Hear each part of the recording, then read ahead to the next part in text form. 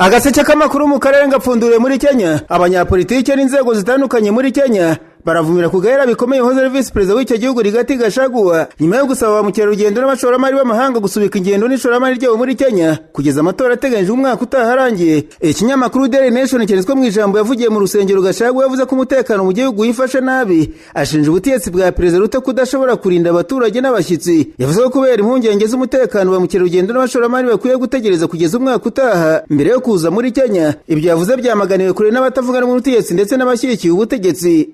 Jubilee ryatangaje ko nubwo abaturage bafite uburenganzira bwo kunenga ubutegetsi, amagambo ashobora guhungabanya ubukerarugendo n'ishoramari ashobora guteza ibihombo bikomeye abaturage basanzwe batunzwe n'iyo mirimo. Jubilee yavuze ko ubukerarugendo ari imwe mu nkingi zikomeye z'ubukungu bwa Kenya, butanga akazi n'amafaranga ku bakozi ba hoteli, abayobora ba mukerarugendo, abatwara abantu, abahinzi, abanyabukorikori n'abandi benshi. Bityo amagambo ashobora gutuma mukerarugendo n'abashoramari batinya igihugu ashobora kugira ingaruka mbi ku mibereho y'abaturage. Iryo shyaka ryanasabye leta gukemura ibibazo by'umutekano, kubahiriza uburenganzira bwa muntu no kongera icyizere cy'abashoramari. Rivuga ko ibyo ari byo byafasha igihugu kurushaho gukurura ishoramari n'abashyitsi aho kwishingikiriza gusa ku kwamamaza isura nziza y'igihugu. Naho umujyi wa Nairobi uri mu bibazo bikomeye by'ubukungu nyuma y'uko habaye amakimbirane ya politiki hagati ya Guverineri Johnson Sakaja n'abajyanama b'inteko y'umujyi, byatumye ingengo y'imari y'umwaka turimo itemezwa mbere y'igihe giteganyijwe n'amategeko. Kubera kutemezwa kw'iyo ngengo y'imari, ibikorwa byinshi by'ubuyobozi bw'umujyi byarahagaze. Ibiro by'umujyi wa Nairobi byahuye n'ibura ry'amashanyarazi rimaze igihe, serivisi nyinshi zirahagarara kandi ubuyobozi ntibushobora kwishyura neza abakozi, abatanga serivisi n'abandi bafatanyabikorwa. Amakimbirane ashingiye ku kutumvikana hagati ya Guverineri Sakaja n'abagize inteko y'umujyi ku buryo ingengo y'imari yateguwe no ku micungire y'umutungo wa leta byatumye igihe ntarengwa cyo kwiyemeza kirenga, bituma umujyi buri uburenganzira bwo gukoresha amafaranga y'ingengo y'imari nshya. Abasesenguzi bavuze ko ikibazo kidakemutse vuba, abaturage ba Nairobi bazakomeza kugerwaho n'ingaruka kuko serivisi z'ingenzi zirimo isuku, kubungabunga imihanda, ubuzima n'izindi serivisi za buri munsi zishobora kurushaho kudindira. Inkuru igaragaza ko amakimbirane agaragaza ko kutumvikana kwa politiki bishobora guhungabanya imikorere y'ubuyobozi bw'inzego z'ibanze no kugira ingaruka ku mibereho y'abaturage, mu gihe impande zombi zigisabwa kugera ku bwumvikane kugira ngo ingengo y'imari yemezwe maze ibikorwa bisubire mu buryo busanzwe. Nararanganije amaso ibinyamakuru byandikirwa muri Kongo Kinshasa. Abanyamakuru bashyize amakaramu ku mpapuro barandika. Banditse ko Perezida wa Repubulika ya Demokarasi ya Kongo Felix Antoine Tshisekedi aherutse gutangaza ko yemeye gutegura ibiganiro by'igihugu bihuza impande zose bigamije gushakira ibisubizo ibibazo bya politiki n'intambara bimaze igihe byugarije igihugu. Iyi ni intambwe ikomeye nyuma y'umwaka urenga habayeho imbaraga nyinshi za diplomasi zigamije guhagarika intambara ikomeje guca ibintu n'asizoba bwa Kongo, ariko kugeza ubu akaba hataraboneka umuti urambye. Nk'uko umuryango w'abibumbye bivuga, iyo ntambara imaze gutuma abantu barenga miliyoni 6 bava mu byabo bakaba impunzi z'imbere mu gihugu.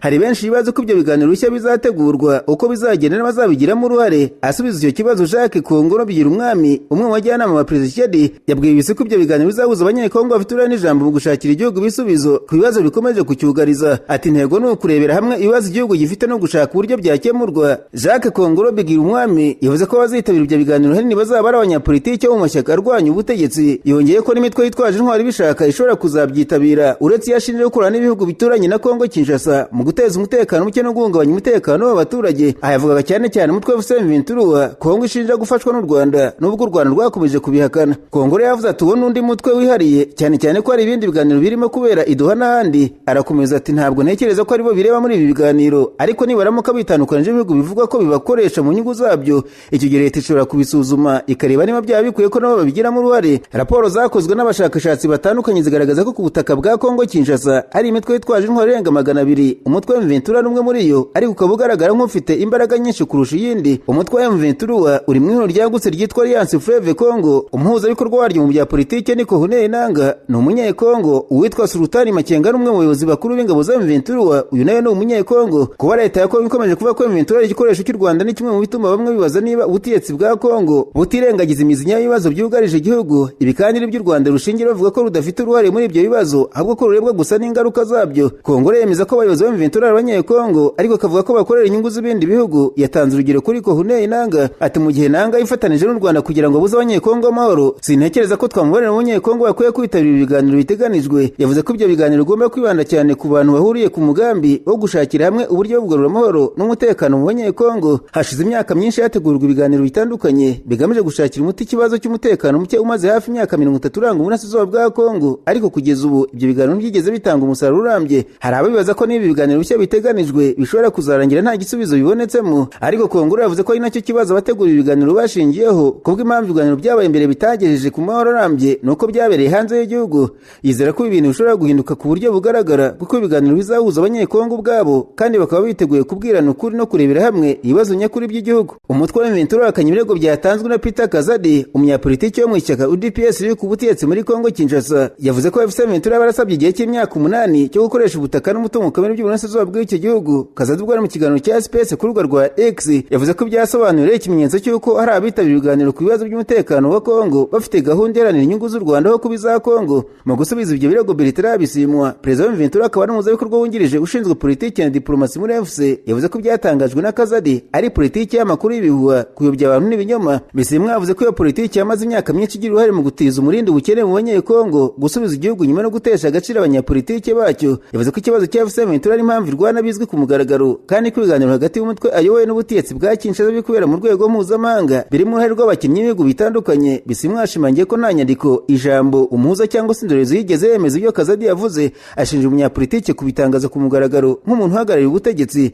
Ati nta nyandiko, nta jambo, nta muhuza, nta ndorerezi ishobora kwemeza ibi binyoma bivugwa ku mugaragaro n'umuntu witwa ko ari umuyobozi wa leta kandi yita umunyapolitiki w'umunyamurava. Perezida wa M23 yavuze ko urugamba rwabo rugamije kuvana Kongo miyore ishingiye ku binyoma, amacakubiri, gusebanya, ivangura n'urugomo. Avuga ko ibyo bikorwa ari byo byagiye bikoreshwa mu bw'abanyekongo umwanzi bahuriye utabaho, kugira ngo abakoresha umutungo w'igihugu mu nyungu zabo bakomeze kuguma ku butegetsi. Amakuru atubuka mu bice bya Kivu y'Amajyepfo ari gukandara ko habaye gukozanyaho hagati y'impande ebyiri zihanganye mu ntambara ikomeje kubera muri ako gace. Ku ruhande rumwe hari ingabo za leta ya Kongo Kinshasa FARDC zifatanije n'imitwe irimo Wazalendo na FDLR, mu gihe ku rundi ruhande hari umutwe wa MLDP twirwaneho. Nk'uko amakuru agera mu kinyamakuru Minembwe Capital News abivuga, gukozanyaho kwabereye mu gace ka Kabara, ahantu hafatwa nk'ingenzi kuko haherereye hagati y'ibice bya Ndondo muri Groupement ya Bijombo, teritwari ya Uvira, Kamombo muri teritwari ya Fizi na Gipupierere muri segiteri Itombwe muri teritwari ya Mwenga. Amakuru aturuka muri abo gace avuga ko imirwano yabaye ku wa kabiri nyuma y'uko umutwe w'ingabo uhuriyeho n'impande zishyigikiye ubutegetsi bwa Kongo wari ugamije kuba ibitero mu bice bituwe n'abanyamurenge bo ku Ndondo. Ayo makuru kandi avuga ko FARDC n'abambari bayo bagabye icyo gitero baturutse mu mashyamba ya Mwenga werekeza mu gace ka Gipupu gaherutse kwigarurwa na MLDP twirwaneho, umutwe urwanira abanyamurenge. Nk'uko ayo makuru akomeza bivuga, MLDP twirwaneho yamenye ko hakiri kare imigambi y'izo ngabo itegura kwirwanaho kugira ngo iburizemo icyo gikorwa. Umwe mu batangabuhamya bavuganye n'ikinyamakuru yavuze ati FARDC n'abambari bayo barwaniye na MLDP twirwaneho ku Kabara. Imirwano yabaye igihe gito, ariko MLDP twirwaneho yabashubije inyuma bikomeye. Nubwo impande zombi zitaratanga ibisobanuro byemeye ku byabaye, amakuru akomeje kugaragaza ko icyo gikorwa cyabaye mu gihe impande zihanganye zikomeje guhatanira kugenzura ibice by'ingenzi byo mu misozi ya Kivu y'Amajyepfo. Ku rundi ruhande amakuru aturuka hafi ya MLDP twirwaneho avuga ko uyu mutwe gikomeje kugenzura ibice bya Ndondo ndetse na Minembwe, ibintu bivuga ko byatumye abaturage b'abanyamurenge batuye muri ibyo bice bongera kugira umutekano n'ituze. Abashyigikiye uyu mutwe bavuga ko kuba ibice biri munsi y'ubugenzuzi bwabo byatumye abaturage bongera gutembera no gukora ibikorwa byabo bya buri munsi nyuma y'igihe kirekire yaranzwe n'umutekano muke. Gusa ikibazo cy'umutekano muke mu Majyepfo kiracyari kimwe mu bibazo bikomeye bikomeje guhanganisha impande zitandukanye, aho abaturage bakomeje gusaba ko haboneka igisubizo kirambye kirangiza imirwano ndetse n'ibibazo by'ubutabazi bikomeje kwibasira abaturage.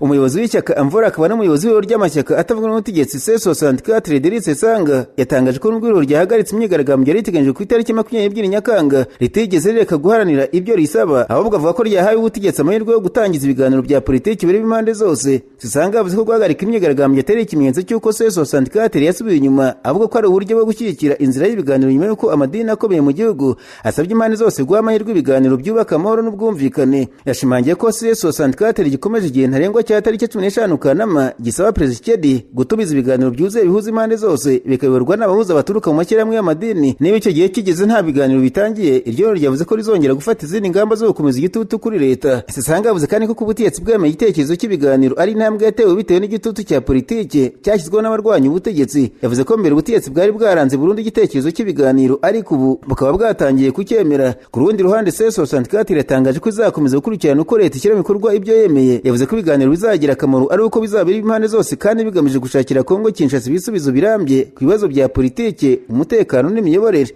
nayo Alliance Fleuve Congo FC23 ryatangaje ko ryinjira mu gisirikare abasirikare bashya 9318 barangije amahugurwa yihariye gikomando umuhango wabereye Icanzu mu ntara y'Kivu Amajyaruguru ku itariki 20 z'ukwezi kwa karindwi. Ubuyobozi bw'irihuro bwavuze ko abasirikare bazafasha gukomeza ibikorwa byo kubungabunga umutekano no kurinda abaturage batuye mu bice bigenzurwa na FC23. Uyu muhango waranzwe n'ijambo ry'umugaba mukuru w'ingabo za FC23 Jean Sultani Makenga wavuze ku mutekano mu burasirazuba bwa Kongo Kinshasa n'impamvu irihuro rivuga ko ryafashe icyemezo cyo kwifatanya na MLDP twirwaneho. Mu ijambo rya Jean Sultani Makenga yavuze ko nk'uko bivuga ihuriro rigizwe n'ingabo za Kongo Kinshasa, ingabo z'u Burundi n'imitwe wazarendo na FDLR ryari rifite umugambi wo kurimbura abanyamurenge ndetse n'ingabo zabarindaga. MLDP twirwaneho yahisemo guhaguruka igafata intwaro kugira ngo irengere abaturage b'abanyamurenge mu gihe abonaga ko ubuzima bwabo buri mu kaga. General Makenga akomeje avuga ko FC23 afashe icyemezo cyo gutera inkunga MLDP twirwaneho kuko abonaga ko ihuriro rigizwe na FARDC n'ingabo z'u Burundi wazarendo na FDLR ryari rifite imbaraga nyinshi bityo abaturage bakaba bakeneye ubufasha bwo kubarinda. Yavuze ko ubufatanye hagati ya FC23 na MLDP twirwaneho bwagize uruhare mu guhindura isura y'umutekano mu bice bimwe na bimwe byo muri Kivu Amajyepfo cyane cyane mu Minembwe n'utundi duce dutuwe n'abanyamurenge. General Makenga yongeye gushimangira ko nk'uko bivuga kuri uwo baturage b'abanyamurenge bafite umutekano usesuye kurusha mbere kubera ibikorwa by'igisirikare cya FC23 n'ubufatanye bwacyo na MLDP twirwaneho. Yavuze ko intego y'iri huriro ari ugukomeza kurinda abaturage no gukumira ibikorwa byose bishobora guhungabanya umutekano. Ku rundi ruhande umuhango wo gusoza amahugurwa y'abakomando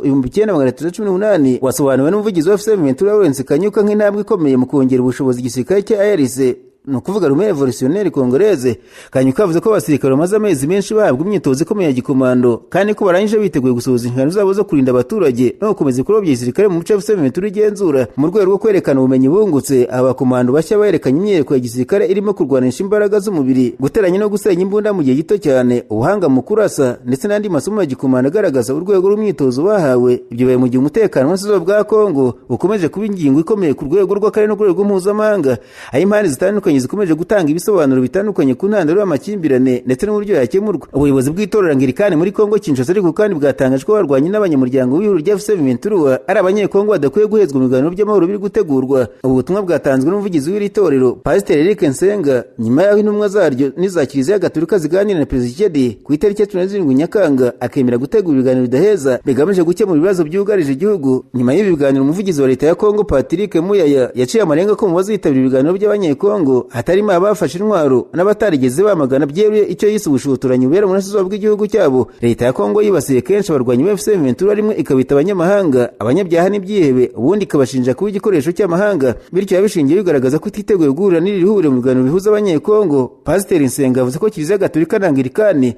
bidashobora gushyigikira ko FC23 yowe na Corneille Nangaa Yoberiwo ihezwa mu biganiro bihuza abanyekongo na leta ya Kongo, kandi ko ibyo babigaragaje Tshisekedi. Ati ubu twavuga ko bafashe intwaro umutwe wa Corneille Nangaa batategwa amatwi, atuyasibye twavuga. Ati niyo mpamvu rero mwatubonye Goma. Icyo gihe twagiranye ikiganiro gikomeye na Perezida Felix ndabibahishuriye. Perezida avuga ko ari kuba ubushotoranyi. Uyu mushumba yavuze ko muri Gashyantare umwaka ushize Kiliziya Gatolika na Anglikani byabwiye Tshisekedi ko ashobora kuba hari ubushotoranyi koko, ariko ko Goma igenzurwa n'abanyekongo bafashe intwaro kandi bafite impamvu barwanira.